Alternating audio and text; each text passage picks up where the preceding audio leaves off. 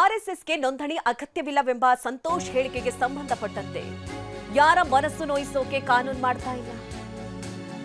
Court ಆದೇಶಗಳನ್ನ policy ಕಾನೂನು ಮಾಡ್ತಾ ಇದ್ದೀವಿ.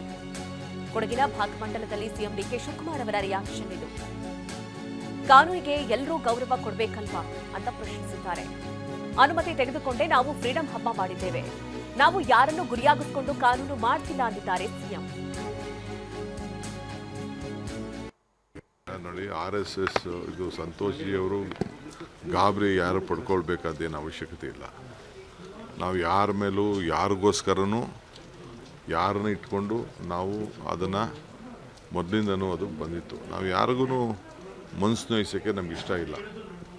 ನಾವು ಯಾರೇ ಆಗಲಿ, ಯಾವುದೇ ಧರ್ಮ ಆಗಲಿ, ಯಾವುದೇ ಸಂಘಟನೆ ಆಗಲಿ, ನಿನ್ನೆ ವಿಧಾನಸೌಧದಲ್ಲಿ ಮಾಡಬೇಕಾಯ್ತು. ನಮ್ಮ ಕೃಷ್ಣ ಬೈರೇಗೌಡರು ಕೂಡ ಬೆಂಗಳೂರು ಸಿಟಿ ನನ್ನ ಪರ್ಮಿಷನ್ ತೆಗೆದುಕೊಂಡ್ರು, ಅವರು ಸರ್ಕಾರ ಪರ್ಮಿಷನ್ ತೆಗೆದುಕೊಂಡ್ರು. ಹಬ್ಬ ಫ್ರೀಡಮ್ ಹಬ್ಬ ಮಾಡ್ದೋ, ಇನ್ನೇನೇನೋ ಹಬ್ಬಗಳು ಮಾಡ್ತಾರೆ. ನಮ್ಮ ಸರ್ಕಾರದಕ್ಕೆ ಮಾಹಿತಿಗೆ ಬಂದರೆ, ಪರ್ಮಿಷನ್ಗೆ ಬಂದರೆ ಖಂಡಿತ ಅದಕ್ಕೆಲ್ಲ ಏನೇನು ಪರ್ಮಿಷನ್ ಕೊಡಬೇಕೋ ಖಂಡಿತ ನಾವು ಕೊಡ್ತೇವೆ. ಸಿಬ್ಬಂದಿಗಳನ್ನು ಏರ್ಪಾಟ್ ಮಾಡ್ತೇವೆ.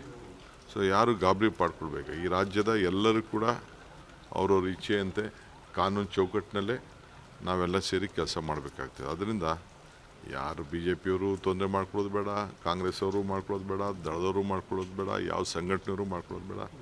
ಈಗ ಅಲ್ಲಿ ನಾವು ವೋಟ್ ಚೋರಿದು ಬಂದಿತ್ತು. ವೋಟ್ ಚೋರಿಗೆ ರಾಹುಲ್ ಗಾಂಧಿಯವರು ಇಲ್ಲಿ ಬಂದಿದ್ದರು, ಮಲ್ಲಿಕಾರ್ಜುನ್ ಖರ್ಗೆ ಅವರು ಬಂದಿದ್ದರು. ಸೊ ಆಗ ನಾವು ಫ್ರೀಡಮ್ ಪಾರ್ಕಿಂದ ಇದಕ್ಕೆ ಎಲೆಕ್ಷನ್ ಕಮಿಷನ್ಗೆ ಹೋಗಿ ಒಂದು ಅರ್ಜಿ ಮಾಡಬೇಕಾಯ್ತು. ಬರೀ 100 ಮೀಟ್ರ್ ಇತ್ತು, 100-150 ಮೀಟ್ರಿಗೆ ಅದಿತ್ತು. ನಾವು ಚೀಫ್ ಇವ್ರಿಗೆ, ನಮ್ಮ ಅಪೋಸಿಷನ್ ಲೀಡ್ರಿಗೆ, ರಾಹುಲ್ ಗಾಂಧಿಗೆ, ಖರ್ಗೆ ಅವ್ರಿಗೆ, ಇಲ್ಲ ನೀವು ಜಾಥಾ ಮಾಡೋಕ್ಕಾಗೋದಿಲ್ಲ ಅಂತ ಹೇಳಿದ್ರು ನಾವು. ಏಕೆಂದರೆ ಕೋರ್ಟಲ್ಲಿ ಒಂದು ಪರ್ಮಿಷನ್ ತೊಗೋಬೇಕು ಅಂತ, ಕೋರ್ಟು ಸುಪ್ರೀಂ ಕೋರ್ಟ್ ಎರಡೂ ಕೂಡ ಪರ್ಮಿಷನ್ ತೊಗೋಬೇಕು ಅಂತ ಹೇಳಿದೆ. ಸೊ ನಾವು ಅಧಿಕಾರದಲ್ಲಿದ್ದೀವಿ ಅಂಥೇಳಿ ನಾವು ಅಧಿಕಾರನ ದುರುಪಯೋಗ ಮಾಡಬಾರ್ದು ಅಂಥೇಳಿ ರಾಹುಲ್ ಗಾಂಧಿಯವ್ರಿಗೆ ನಾವೇ ಕನ್ವಿನ್ಸ್ ಮಾಡಿದ್ವು. ನಾನು, ಸಿದ್ದರಾಮಯ್ಯನವರು, ನಾವೆಲ್ಲ ಸೇರಿ, ಹೋಮ್ ಮಿನಿಸ್ಟ್ರು ಪರಮೇಶ್ವರ್ ಅವರೆಲ್ಲ ಸೇರಿ, ನಾವು ಬೇಡ, ನೀವು ಇದನ್ನು ಮಾರ್ಷಲ್ ಮಾಡಬಾರ್ದು ಅಂತ ನಾವು ಅವ್ರಿಗೆ ಹೇಳಿದ್ವು ನಾವು. ಏಕೆಂದರೆ ನಮ್ಮ